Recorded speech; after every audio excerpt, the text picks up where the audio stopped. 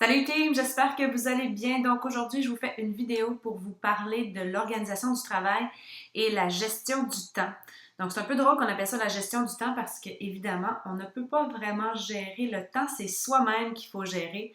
On a tous 24 heures dans une journée, on a tous 7 jours par semaine, donc il faut apprendre à se gérer soi-même pour être le plus efficace possible.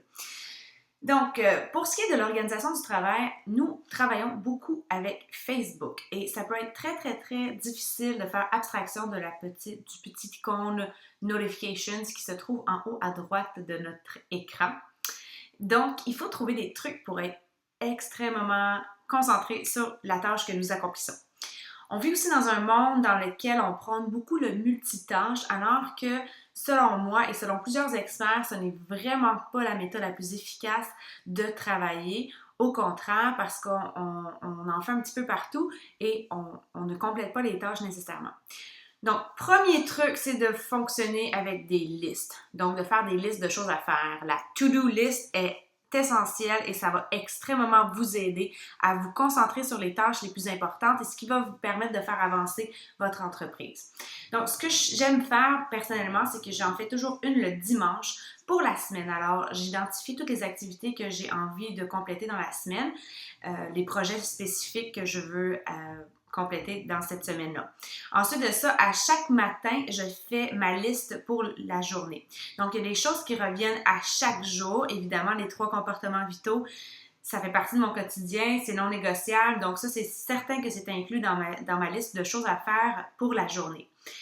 Un truc pour faire la liste de choses à faire, c'est de la faire toujours à la même heure et de vous le faire dans le calme sans que vous soyez dérangé. Donc vraiment, ça vaut la peine de prendre un petit 10 minutes pour essayer de penser exactement ce que vous allez faire et de séparer tout ça en blocs.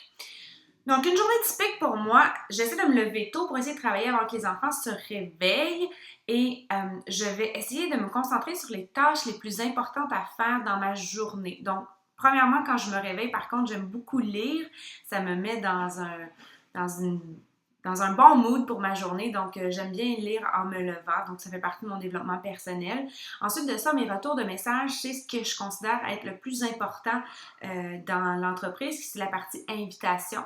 Donc, j'investis toujours du temps là-dessus. Et si je peux le faire avant que les enfants se lèvent, c'est une excellente chose parce que je sais que je vais avoir accompli une des parties les plus importantes de mon travail, qui est la partie invitation, retour de messages, échanger avec les coachs, etc., etc.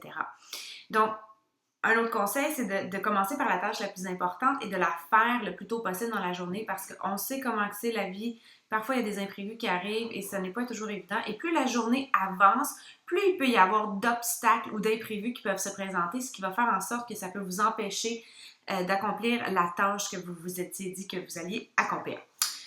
Ensuite de ça, évidemment, c'est ça. Il y a plusieurs choses que je fais dans une journée, les comportements vitaux, il y a les publications dans mes défis de groupe et les suivis. Ça, je me permets de le faire des fois pendant que les enfants sont réveillés parce que ça ne prend pas nécessairement 100% de ma concentration. J'ai l'impression d'être quand même assez efficace pour le faire. Dans un monde idéal, je le ferais là, vraiment enfermée dans mon bureau seule. Mais bon, ça, c'est une des tâches que je considère qui prend moins de ma concentration. Alors, quand je commence à faire mes retours de messages, à faire mes invitations, je me mets vraiment dans l'esprit que je vais seulement répondre à mes messages. Donc, j'inscris l'heure dans mon agenda ou sur une feuille que j'utilise pour la journée avec ma liste de choses à faire. J'inscris l'heure et je vais me chronométrer. En fait, parfois, je vais me dire, OK, bon, ben, j'ai 1 heure pour répondre à mes messages. J'ai l'impression que en me mettant un chronomètre ou en me donnant une heure à laquelle je dois arrêter et passer à autre chose, ça me force un peu à être extrêmement concentrée. Donc, je ne regarde pas du tout les notifications.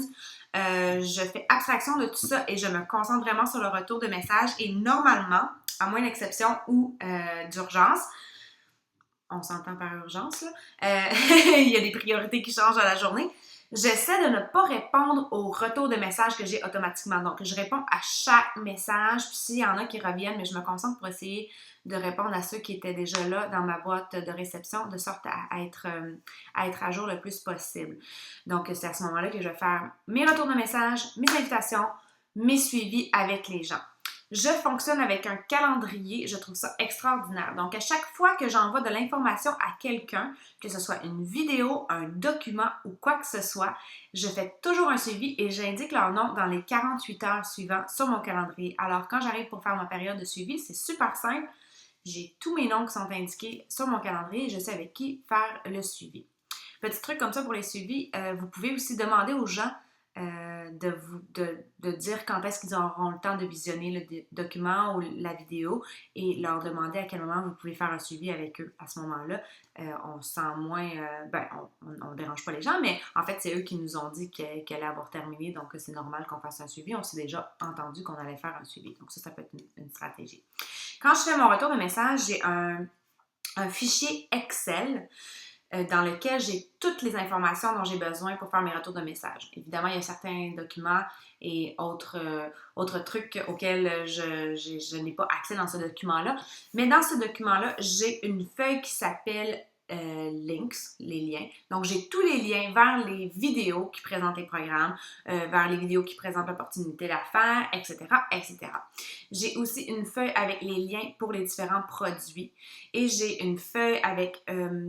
dans laquelle j'indique mon processus d'invitation. Donc, dans le processus d'invitation, pour les premiers échanges de messages, je fais rarement du copier-coller, mis à part peut-être le premier contact où est-ce que je vais sensiblement dire la même chose, remercier de m'avoir contacté, blablabla, mais j'essaie toujours de personnaliser le message. Donc, quand je réponds à un premier contact, je vais toujours revenir sur quelque chose qui a été mentionné dans le message de la personne. Donc, je vais essayer de le personnaliser pour montrer que j'ai vraiment lu le message et que je suis attentionnée et que je suis intéressée à apprendre à les connaître. Donc, vraiment se concentrer sur la personne. Donc, j'ai cette feuille-là avec le processus d'invitation.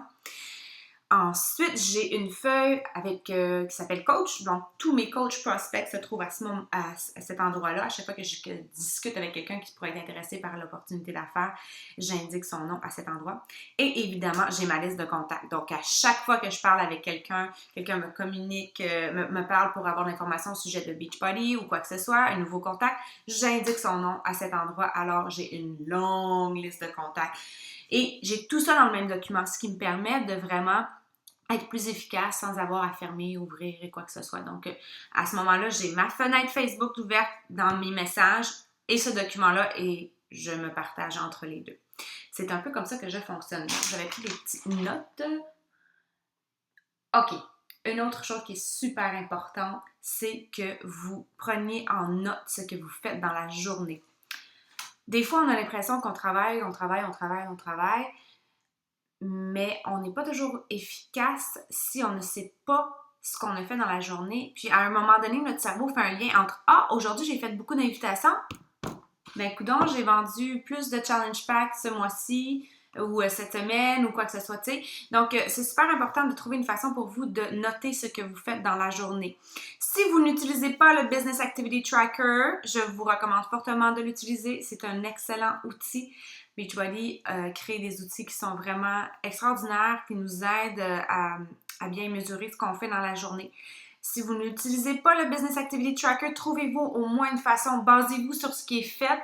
Vous pouvez l'écrire sur une page dans votre liste de choses à faire, par exemple, quand vous faites vos retours de messages, indiquez le nombre d'invitations que vous avez faites, le nombre de contacts que vous avez, ajoutez le... Qu'est-ce que j'indiquerais d'autre? Si vous avez vendu des programmes, etc., etc.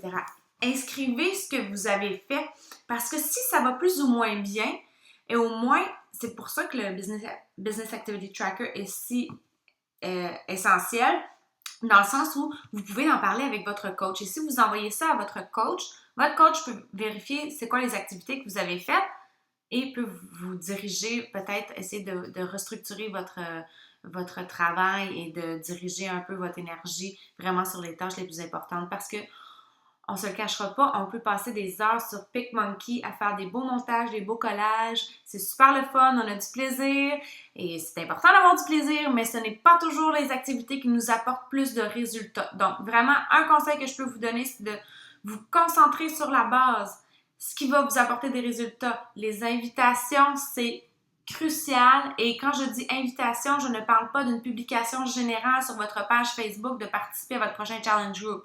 That is not an invitation. Ça, c'est du marketing.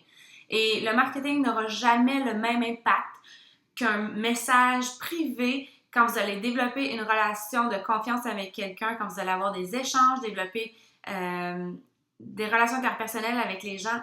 Ça, c'est vraiment le cœur de ce qu'on fait. Donc, le marketing, ça peut être bien, ça aide et c'est bien des fois pour faire des messages, des annonces générales, c'est pour aviser les gens qui nous suivent sur notre page, c'est une excellente chose. Mais ne pensons pas que parce qu'on fait une publication sur un défi de groupe que les gens vont venir vers nous. Je le dirai jamais assez. C'est notre travail d'aller vers les gens. Donc, je crois que c'était pas mal le chronomètre, priorité. Je crois que c'est tout. Je m'étais fait une liste, faut quand même que je montre l'exemple. Donc, je veux vous rappeler que votre plus grande capacité à réussir, c'est votre capacité de passer à l'action. Donc, si vous écoutez cette vidéo, que vous trouvez ça super et que vous avez pris des notes, génial, les personnes intelligentes prennent des notes. Si vous ne passez pas à l'action, il n'y a rien qui va changer. Donc, ce que j'adore du développement personnel, j'apprends des trucs, des coachs et je les mets en application presque automatiquement et je vois des résultats automatiquement. Donc, je vous invite à passer à l'action. Bonne journée. Ciao.